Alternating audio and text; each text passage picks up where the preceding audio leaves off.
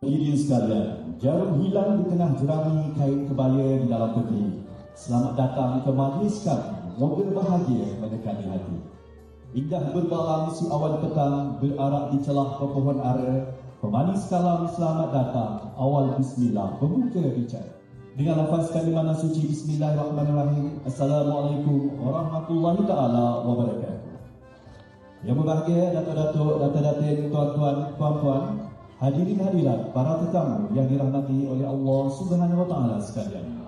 Bagi pihak keluarga dan rumah, pada hari yang cukup bermakna dan berbahagia ini, kami memalukan kehadiran sekalian tetamu jemputan, terutamanya kepada keluarga rombongan di sebelah pihak pengantin lelaki. Sesungguhnya kehadiran sekalian tetamu jemputan amatlah bermakna dan dapat menjadikan lagi majlis persandingan pasangan pengantin baru. Hadirin sekalian, kalau pergi Tanjung Keramat, anak manis jangan diangkat. Bersama kita memohon rahmat, moga majlis mendapat berkat. Bagi memohon majlis ini diberkati dan dirahmati oleh Allah Subhanahu wa taala, baiklah bersama-sama kita menadah tangan mengaminkan bacaan doa.